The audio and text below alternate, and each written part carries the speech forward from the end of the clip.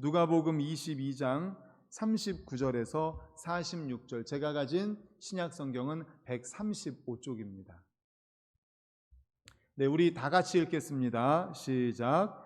예수께서 나가사 습관을 따라 감람산에 가시매 제자들도 따라갔더니 그곳에 이르러 그들에게 이르시되 유혹에 빠지지 않게 기도하라 하시고 그들을 떠나 돌 던질 만큼 가서 무릎을 꿇고 기도하여 이르시되 아버지여, 만일 아버지의 뜻이거든 이 잔을 내게서 옮기시옵소서. 그러나 내 원대로 마시옵고 아버지의 원대로 되기를 원하나이다 하시니 천사가 하늘로부터 예수께 나타나 힘을 더하더라. 예수께서 힘쓰고 애써 더욱 간절히 기도하시니 땀이 땅에 떨어지는 핏방울같이 되더라. 기도 후에 일어나 제자들에게 가서 슬픔으로 인하여 잠든 것을 보시고 이르시되 어찌하여 자느냐, 시험에 들지 않게 일어나 기도하라 하시니라. 아멘. 할렐루야. 아멘. 사람이 하면 좋은 말 세 마디가 뭐죠? 감사합니다, 미안합니다, 사랑합니다. 우리 주변에 계신 분들과 이렇게 인사하겠습니다. 감사합니다, 미안합니다, 사랑합니다. 감사합니다, 미안합니다, 사랑합니다. 네, 오늘은 누가복음 22장 39절에서 46절을 본문으로 습관을 따라 기도하라 라는 제목의 말씀으로 함께 은혜를 나누고자 합니다. 우리 말씀의 제목 같이 읽겠습니다. 시작. 습관을 따라 기도하라. 예, 오늘은 습관에 대한 이야기입니다. 습관. 우리 성도님들도 습관 많이 있으시죠? 예, 생각해보면 뭐 여러 가지 습관이 있을 겁니다. 그 습관 중에는 좋은 습관도 있고 또 고쳤으면 하는 나쁜 습관들도 있을 것입니다. 그런데 정말 습관 고치기가 쉬운가요? 어려운가요? 예, 어렵습니다. 굉장히 어렵습니다. 굉장히 어렵습니다. 그래서 세상에서 제일 어려운 일이 습관을 바꾸는 일이다 라고까지 하죠. 정말 습관 바꾸는 일은 어렵습니다. 그럼에도 불구하고 많은 사람들이 이제 나쁜 습관을 좀 고쳐야 되겠다, 나쁜 습관을 버려야 되겠다, 좋은 습관을 들여야 되겠다는 마음을 가지고 굉장히 노력을 많이 합니다. 브라운 랜던은 고정관념을 깨는 습관의 법칙이라는 책에서 그런데 이렇게 충고를 합니다. 제발 습관을 바꾸려고 노력하지 마십시오. 그것은 시간 낭비일 뿐 아니라 거의 불가능하기 때문입니다. 그러면서 한 예를 드는데 이렇게 예를 듭니다. 말 타는 습관을 가진 어떤 사람이 있었습니다. 그런데 이 사람이 항상 말을 타는 습관이 있기 때문에 말을 타고 좀 거리가 있는 뉴욕을 항상 다녔습니다. 그래서 이제는 이 사람이 생각한 거예요. 내가 말 타는 습관을 좀 고쳐야 되겠다. 그리고 어떻게 하는가 하면 걸어 다녀야 되겠다. 걷는 게 건강에 좋으니까 말 타는 습관을 걷는 습관으로 바꿔야 되겠다. 이렇게 생각을 하고 결심을 딱 합니다. 그래서 늘 말을 타고 가던 뉴욕을 조금 거리가 되는데 말을 타고 가지 않고 걸어서 가게 되었습니다. 그는 걸으면서 속으로 속삭입니다. 자신에게 이렇게 얘기하는 거예요. 그래, 잘했어. 내가 이제부터 말 타는 습관을 고치고 걷는 습관을 길들여야지. 걷는 건 좋은 거야. 건강에 좋으니까 걸어야지. 그래, 좋은 습관을 기르고 있는 거야. 라고 하면서 계속 속삭이면서 걸어갔습니다. 하지만 말씀드린 대로 그 거리가 짧은 거리가 아니기 때문에 걷다 보니까 어떻게 됐습니까? 발이 부르틉니다. 그리고 힘이 빠질 때마다 그저 말을 그리워하게 됩니다. 발이 부르트고 발이 아프고 또 힘들고 할 때마다 말 타고 올 걸 이렇게 생각하는 거예요. 결국에는 그의 이러한 습관을 고치는 것이 실패를 하게 되죠. 왜 실패를 하게 되었을까요? 그것은 말보다 속도가 느리고 또 비효율적인 그런 선택을 했기 때문입니다. 그렇지만 만일 이 사람이 말을 타는 습관을 고치기 위해서 운전을 배웠다면 어떻게 되었을까요? 운전을 배워서 차를 가지고 뉴욕을 다녔다면 어떻게 됐을까요? 차를 타고 운전을 하면서도 말 타고 다닐 걸 그렇게 했을까요? 네, 그렇지 않았을 것입니다. 아마 계속해서 차를 타고 다녔을 것입니다. 제가 지금 무슨 말을 하고 있는가 하면 우리의 행동을 바꾸는 것, 그러니까 우리의 나쁜 습관을 바꾸는 것은 단순히 결심을 한다거나 또는 이렇게 다른 좋지 않은 전략으로 바꿔서는 안 된다는 것입니다. 그럼 어떻게 해야 되냐? 바로 이 습관을 고치기 위해서는 더 좋은 습관으로 바꿔야 된다는 거죠. 새로운 습관으로 바꿔야 되고 더 거룩한 습관으로 바꿔야 한다는 것입니다. 오늘날 습관이라는 말은 때로 부정적인 뉘앙스로 사용이 됩니다.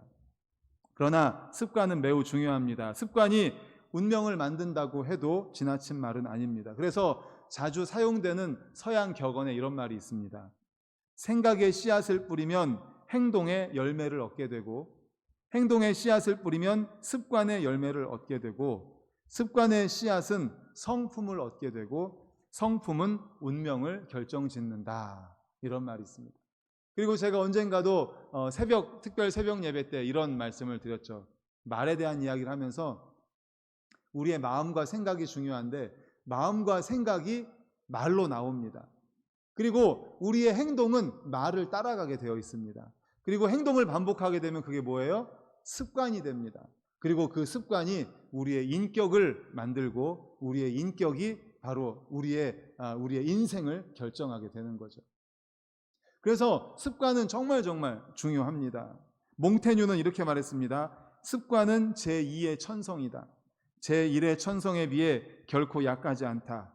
습관이 하지 않는 일이나 못하는 일은 없다라고까지 했고, 파스칼도 이렇게 말했습니다. 습관은 제2의 천성으로서 제1의 천성을 파괴한다. 이렇게 말했습니다. 그러므로 사랑하는 성도 여러분, 내가 타고난 천성이 이런데 어떻게 하겠습니까? 나는 천성적으로 이렇게 타고나서 안 됩니다 라고 말하지 마십시오. 좋은 습관을 들이면 됩니다. 좋은 습관을 들이면, 거룩한 습관을 기르면 다 극복할 수 있습니다. 사랑하는 습관, 다른 사람을 이해하고 봉사하고 섬기는 습관을 기르십시오. 그리고 일찍 일어나는 습관, 무슨 일을 하든지 마음을 다하여 죽게 하듯 최선을 다하는 성실한 습관을 들이십시오. 길들이십시오. 그리고 부지런한 습관, 규칙적으로 운동하는 습관, 독서하는 습관을 기르십시오. 다른 사람의 말을 경청하는 습관, 긍정적으로 생각하는 습관, 교회 가는 습관, 성경 읽는 습관, 좋은 습관을 기르십시오. 거룩한 습관을 기르기 위해서 노력하십시오. 특별히 예수님과 같이 기도하는 거룩한 습관을 기르시기를 간절히 소망합니다. 아멘. 주님은 거룩한 습관, 기도하는 습관이 있으셨습니다.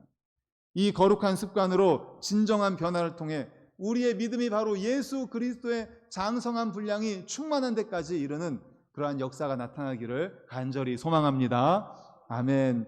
그렇습니다. 예수님은 기도하는 거룩한 습관이 있으셨습니다.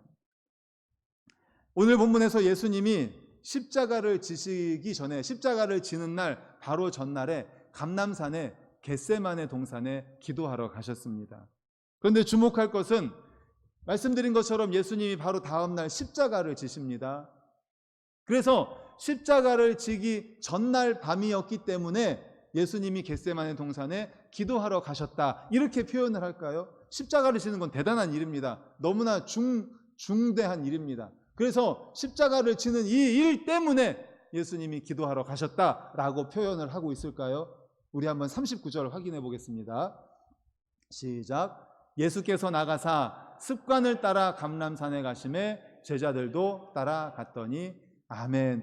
제가 말씀드린 대로 그렇게 표현합니까? 내일 십자가를 져야 하니까, 예수님이 십자가를 지는 너무나 중대한 일이 있기 때문에 그래서 감람산에 기도하러 갔다, 이렇게 표현합니까? 아니죠. 그럼 예수님이 감람산에 왜 갔습니까?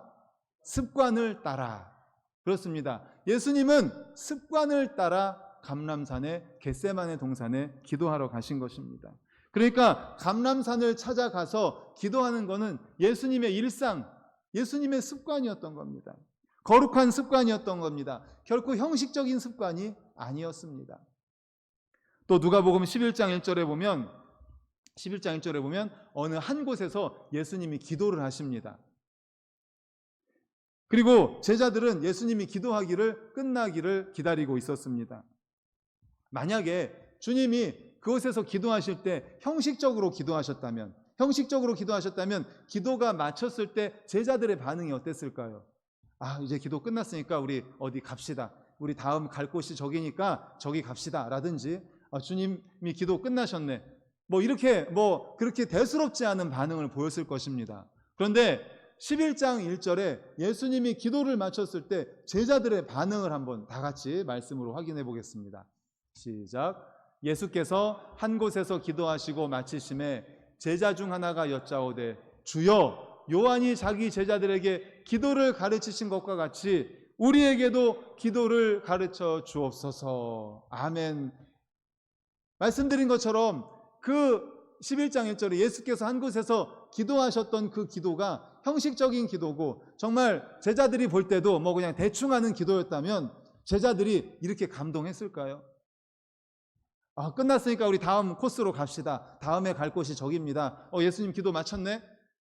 이 정도가 아니잖아요. 지금 제자 중에 한 명이 뭐라고 말합니까? 주님, 요한이 제자들에게 기도 가르쳐 줬는데요, 주님의 기도하시는 모습을 보니까 제가 너무 감동을 받았습니다. 주님, 저희들에게도 기도를 가르쳐 주십시오. 제발 기도를 가르쳐 주십시오. 지금 제자들이 감동해서 이렇게 말하고 있지 않습니까? 주님의 기도가 제자들을 목마르게 했습니다.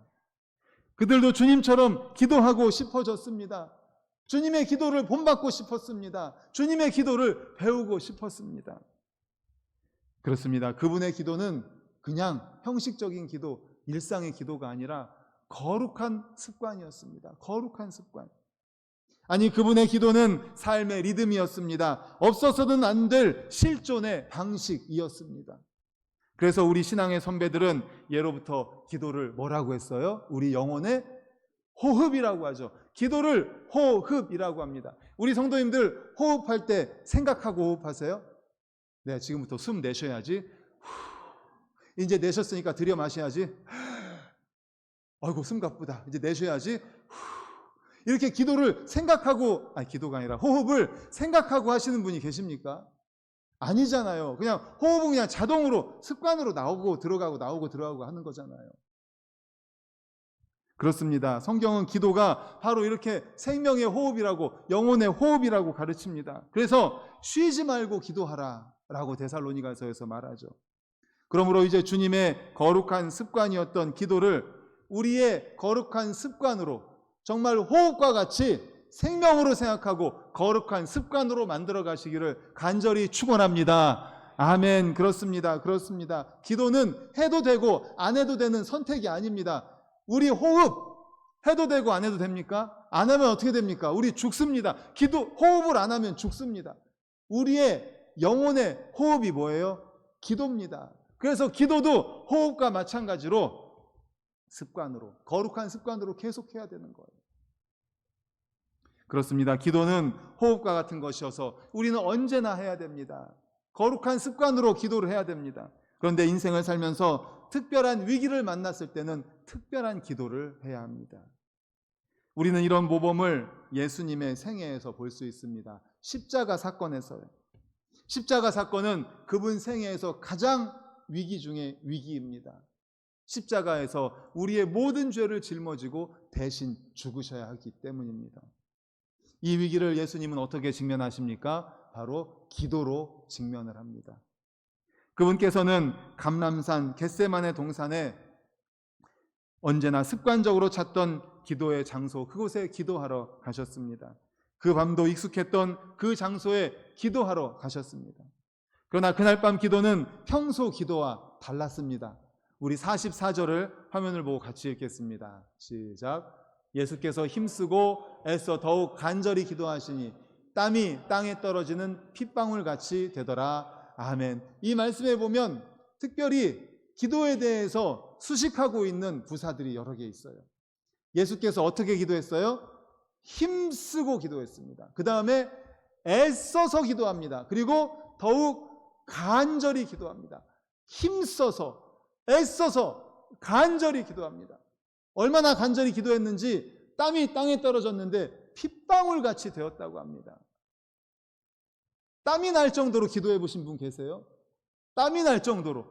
땀날 정도로 기도하신 분 계십니까? 그런데 그 땀 나는 정도가 아니라 땀이 뚝뚝 떨어질 정도로 기도하셨는데 그 땀이 핏방울 같이 될 정도로 그렇게 간절히 애써서 힘써서 기도했다는 겁니다.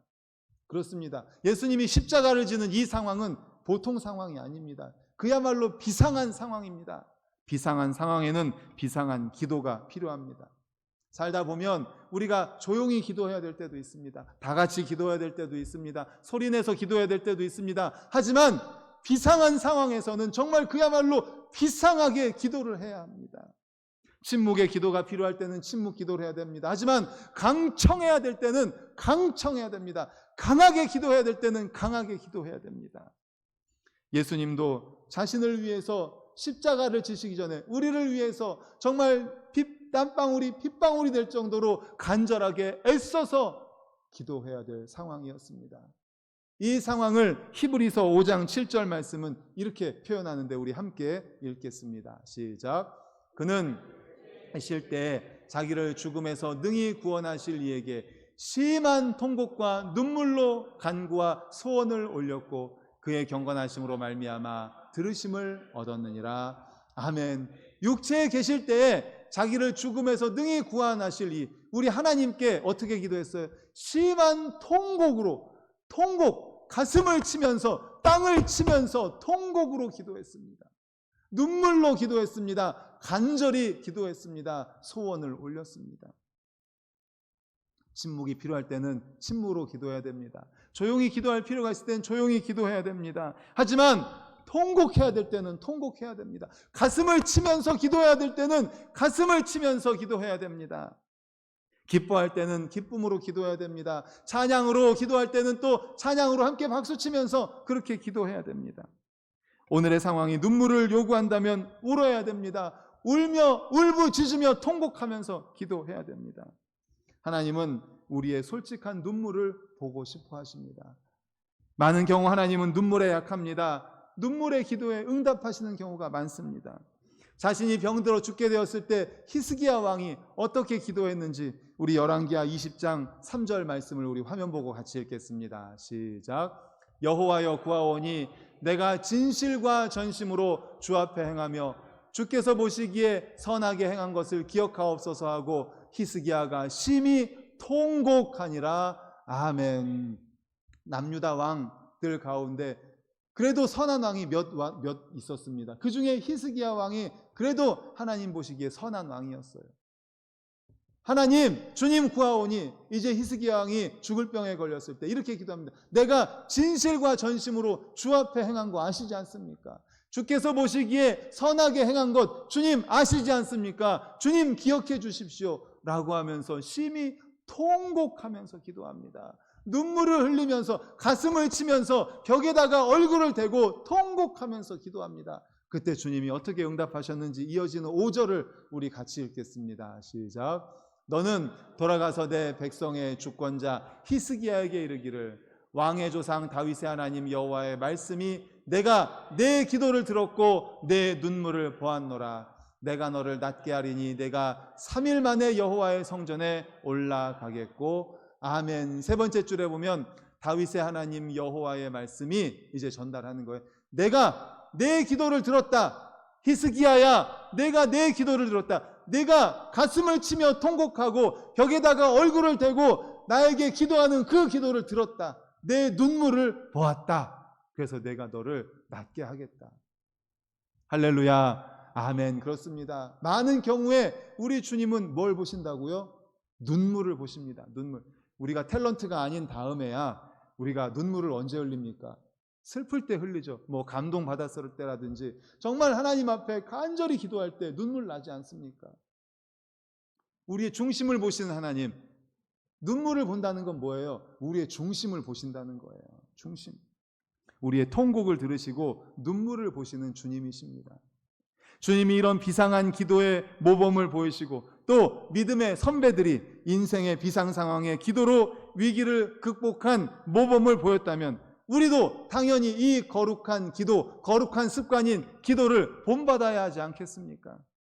기도하는 것 그 자체가 위기의 극복임을 믿으시기를 간절히 소망합니다. 아멘. 예수님에게도 우리에게도 기도는 위기 극복의 능력입니다.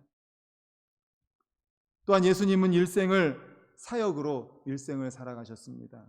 그런데 그 일생을 복음서를 통해 보면 그분은 사역을 오직 기도를 통해 실현하셨음을 알 수 있습니다. 그러니까 우리 주님께서는 모든 일을 항상 기도함으로 실행을 하셨습니다. 우리가 잘 아는 것처럼 공생애를 시작하기 전에 40일 동안 금식 기도를 하셨습니다. 예수님의 12제자를 뽑으실 때에도 밤이 새도록 기도를 하셨습니다. 또 제자들을 훈련시키시고자 밤바다에 보내놓고 산에 가셔서 기도하셨습니다. 그리고 하루 종일 가버나움에서 가르치시고 병자를 치료하신 이후에 피곤하셨지만 새벽 미명에 일어나셔서 기도하셨습니다. 또 기도로 어느 마을에 가서 어떤 사역을 할지 그것도 결정하실 때도 기도로 결정하시고 기도로 행하셨습니다. 또 죽은 나사로를 통해서 인류에게 부활의 소망을 가르치시고자 무덤 앞에서 기도하셨습니다. 또 본문이 보여주시는 것처럼 십자가를 지기 전날 밤에도 땀방울이 핏방울이 되는 것처럼 또 간절히 애타게 그리고 하나님 앞에 간절히 기도했습니다. 실로 예수님의 일생은 기도의 일생이었습니다. 그런데 한 걸음 더 나아가서 예수님의 기도가 훌륭했던 것은, 예수님의 기도를 우리가 본받아야 되는 것은 무엇인가 하면 철저하게 그 기도를 하나님께 초점을 맞췄다는 것입니다. 할렐루야. 어디에다가 초점을 맞췄다고요? 하나님께, 하나님의 뜻에, 하나님께 초점을 맞췄습니다. 그분이 십자가를 지셨던 것은요, 나는 죽음이 두렵지 않다, 나는 죽음 앞에서도 당당하다, 나는 영웅이다, 히어로다, 이래서 십자가를 지신 게 아니에요. 십자가를 지시는 것이 하나님의 뜻이었기 때문에 십자가를 지신 겁니다. 우리 42절을 다 같이 읽겠습니다. 시작. 이르시되 아버지여, 만일 아버지의 뜻이거든 이 잔을 내게서 옮기시옵소서. 그러나 내 원대로 마시옵고 아버지의 원대로 되기를 원하나이다 하시니 아멘. 그렇습니다. 십자가를 지시기 전에 이렇게 기도하셨습니다. 십자가를 지는 일이 얼마나 어려운 일인지, 얼마나 고통스러운 일인지, 얼마나 힘든 일인지 주님은 아셨습니다. 그래서 주님께 간절히 기도합니다. 주님, 이 잔을 내게서 지나가게 해주십시오. 주님, 제발 이 잔이 내게서 지나가게 해주십시오. 이 잔은 너무나 고통스러운 잔입니다. 이 십자가를 지는 것은 너무나 고통입니다. 그러니 주님, 이 잔이 내게서 지나가게 해주십시오. 그런데 예수님은 여기서 기도를 끝나지 않으셨습니다. 어디까지 가셨습니까? 그러나 아버지의 뜻이거든 이 잔이 내 원대로 지나가게 하지 마시고 아버지의 원대로 되기를 원합니다. 할렐루야. 아멘. 우리가 정말 본받아야 되는 기도의 거룩한 습관이 바로 이겁니다. 주님, 우리가 일생을 살아가면서 우리도 하나님께 얼마나 간절히 기도합니까? 그런데 나의 원대로 마옵시고 아버지의 원대로 되기를 원합니다. 내 원대로 되는 것은 이겁니다.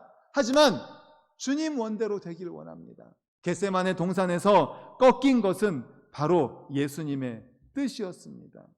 예수님의 기도는 하나님의 뜻을 꺾는 기도가 아니라 누구의 뜻을 꺾는 기도예요? 자신의 뜻을 꺾는 기도였던 것입니다. 바로 이 점에서 예수님은 가장 위대한 기도의 모범을 보여주셨습니다. 우리 각자 얼마나 많은 기도의 제목으로 하나님께 간절히 기도합니까? 그러나 문제 해결도 중요하지만 근본적인 문제의 원인에 대해서도 생각해 보아야 합니다. 내가 바뀌어야 세상이 바뀐다라는 말이 있습니다. 모든 문제의 근원은 바로 나에게 있음을 가르쳐주는 말입니다. 이렇게 못난 나, 문제투성이인 나는 변할 생각을 하지 않고 오직 문제만 해결해달라고 기도했어야 되겠습니까? 그래서 기도란 하나님의 뜻을 꺾는 것이 되어서는 안 됩니다. 키에르케고르는 이렇게 말했습니다. 기도는 하나님을 바꾸지 않고 기도하는 자를 바꾼다. 한번 따라해 보겠습니다. 기도는 하나님을 바꾸지 않고 기도하는 자를 바꾼다. 그런 경험 혹시 해보지 않으셨습니까? 내가 간절히 기도합니다. 하나님, 이 문제를 해결해 주시옵소서. 이것을 해결해 주시고 이거 이런 문제 있으니까 해결해 주십시오. 이렇게 간절히 기도하는데 하나님께서 그 마음 중심을 보시고 나를 바꿔주시는 거예요. 내 생각을 바꿔주시고 내 가치관을 바꿔주시고 내 생각을 바꿔주셔서 내가 바뀌는 경험 해보지 않으셨습니까? 기도는요, 하나님을 바꾸지 않고 기도하는 자를 바꿉니다. 그렇습니다. 바로 기도는 자기 자신을 바꾸는 것입니다. 그것이 가장 이상적인 기도입니다. 우리 야곱 잘 아시죠? 야곱이 야복 강가에서 간절히 기도했습니다. 그때 야곱은 밤새워 기도했습니다. 그래서 하나님과 싸워 이겼다, 하나님과 겨루어 이겼다라는 표현이 나옵니다. 물론 그것이 사실입니다. 하지만 그 전에 어떤 일이 일어났는지 우리 창세기 32장 25절과 28절을 이어서 화면 보고 같이 읽겠습니다. 시작. 자기가 야곱을 이기지 못함을 보고 그가 야곱의 허벅지 관절을 치매 야곱의 허벅지 관절이 그 사람과 씨름할 때 어긋났더라. 그가 이르되 내 이름을 다시는 야곱이라 부를 것이 아니요 이스라엘이라 부를 것이니 이는 내가 하나님과 및 사람들과 겨루어 이겼음이니라. 아멘. 우리가 잘 아는 대로 야곱이 야복 강가에서 하나님과 겨루었다. 하나님과 그러니까 간절히 기도했다는 거예요. 그런데 이 맨 끝에 보면 내가 하나님과 및 사람들과 겨루어 이겼다. 하나님과 겨루어 이겼다. 그런데 그 전에 어떤 일이 일어났는지 아세요? 25절을 보여주십시오. 자기가 야곱을 이기지 못함을 보고 그가 야곱의 허벅지 관절을 치매 야곱의 허벅지 관절이 씨름할 때 어긋났더라. 바로 이겁니다. 허벅지 관절이 먼저 깨졌습니다. 허벅지 관절이 먼저 어긋났습니다. 먼저 깨진 것은 야곱입니다. 야곱이 먼저 깨진 겁니다. 야곱이 깨졌기 때문에 하나님께서도 져주시고 은혜를 베풀어 주시고 복을 주신 겁니다. 내가 깨져야 됩니다. 내가 깨어지는 곳에 하나님이 응답이 있을 줄로 믿습니다. 내가 꺾이는 곳에 하나님의 뜻이 세워질 줄로 믿습니다. 내가 항복하는 곳에 사단의 항복의 역사가 일어날 줄로 믿습니다. 아멘. 바로 이겁니다. 그래서 예수님께서 기도하신 이 기도는 너무나 놀라운 기도예요. 주님, 내가 원하는 것은 이겁니다. 이 잔이 지나가는 겁니다. 십자가를 내가 안 지는 겁니다. 그런데 나의 원대로 마시고 아버지의 원대로 되기를 원합니다. 내 자신, 내가 원하는 게 이거니까 하나님 생각 거두어 주십시오. 하나님 뜻을 꺾어 주십시오가 아니라 하나님, 내가 원하는 건 이겁니다. 그런데 내 원대로 마시고 내 뜻을 꺾어 주시고 하나님 뜻이 이루어지길 원합니다. 바로 이게 귀한 믿음입니다. 이게 예수님의 기도고 우리 믿음의 선배들의 기도입니다. 사랑하는 성도님들, 그러므로 우리도 기도할 때에 바로 우리 주님과 같은 기도를 할 수 있기를 간절히 소망합니다. 아멘. 그렇습니다. 내 원대로 마옵시고 아버지의 원대로 되기를 원합니다. 이것이 정말 귀한 믿음입니다. 이것이 바로 예수님의 거룩한 습관, 기도하는 습관인 줄로 믿으시기를 간절히 축원합니다. 아멘. 그래서 우리 모든 성도님들도 주님의 거룩한 습관, 기도하는 습관을 따라 기도하셨던 우리 주님을 본받아서 기도하는 거룩한 습관을 만들어 가시기를 간절히 소망합니다. 그리고 주님의 기도하는 습관의 절정은 무엇입니까? 나의 원대로 마옵시고 아버지의 원대로 되기를 원한다. 이제 말씀을 정리하려고 합니다. 기도하는 습관은 실로 우리의 인생을 위대하고 아름답게 만듭니다. 그 습관을 통해서 우리는 거룩하신 하나님과 깊은 교제를 나누게 됩니다. 그 습관을 통해서 우리는 하나님의 무한하신 능력을 힘입게 되고 그 습관을 통해서 우리는 어떠한 역경에도 쓰러지지 않게 만드는 참된 위로를 얻을 수가 있습니다. 그래서 위대한 기도의 사람 조지 뮬러는 이렇게 말했습니다. 잘 들어보세요. 무릎으로 인생의 싸움을 싸우는 것을 배우지 못한 사람은 아직도 기독교 신앙의 ABC를 모르는 사람이다. 무릎이 뭐예요? 기도입니다. 기도. 그래서 우리 믿음의 선배들이 쓰신 그러한 글들을 보면요, 무릎, 기도입니다. 낙타무릎이 뭐예요? 얼마나 무릎을 꿇고 기도했으면 무릎이 낙타무릎처럼 됐느냐라는 거예요. 기도의 선배들은 이렇게 기도하면은 무릎이었습니다. 무릎으로 인생의 싸움을 싸우는 게 뭐예요? 기도로 인생의 싸움을 싸우는 거예요. 우리가 그리스도인으로서 이 땅을 살아가면서 기도하면서 인생의 싸움을 싸우고 기도하면서 살아가야 되는데 그 방법을 모르는 사람은, 그것을 배우지 못한 사람은 아직도 기독교 신앙의 ABC를 모르는 겁니다. ABC가 뭐예요? 기초라는 거 아닙니까? 기초. 우리나라 말로 말하면 기역, 니은, 디귿을 모른다는 거예요. 기도를 모르는 거는 기역, 니은, 디귿을 모르는 거예요. 그러니까 기독교 신앙, 우리 믿음의 가장 기초, 베이스, 반석이 뭐예요? 기도인 줄로 믿습니다. 아멘. 기도가 시작이에요. 기도가 베이스예요. 기도가 기역, 니은이에요. 기도가 ABC예요. 그러므로 우리 모든 성도님들 부디 ABC를 알기를 원합니다. 기독교 신앙에 있어서 기역, 니은을 반드시 배울 수 있기를 간절히 바랍니다. 뭐예요? 기도입니다. 기도. 기독교 신앙에 있어서 가장 중요한 것은 바로 기도입니다. 오늘 말씀을 통해서 우리 모든 성도님들도 예수 그리스도께서 습관을 따라 기도하셨던 것처럼 우리 모든 성도님들도 기도를 배우실 수 있기를 간절히 축원합니다. 습관을 따라 거룩한 습관으로 기도하는 것을 거룩한 습관으로 만들어 가시기를 간절히 바랍니다. 우리 주님께서는 모든 일을 기도하면서 실현하셨습니다. 40일 금식 기도하면서 공생애를 시작하셨고, 또 제자들을 세울 때도, 또 제자들을 훈련시키실 때도, 또 부활에 대해서 이야기하실 때, 모든 사역을 하실 때 기도를 하셨습니다. 우리 모든 성도님들도 기도하십시다. 모든 일에 앞서서 기도하십시다. 그리고 특별히 비상한 상황에서는 비상한 기도를 해야 됩니다. 통곡하며 기도할 필요가 있을 때는 통곡해야 돼요. 눈물 흘릴 필요가 있을 때는 눈물 흘려야 됩니다. 그리고 가장 중요한 것, 나의 원대로 마옵시고 아버지의 원대로 되기를 원합니다. 나를 꺾고 하나님의 뜻을 세우는 기도를 함으로 말미암아 100% 응답받는 우리 모든 성도님들 되시기를 간절히 축원합니다. 아멘. 이 시간에 우리 합심해서 통성으로 기도하시겠습니다.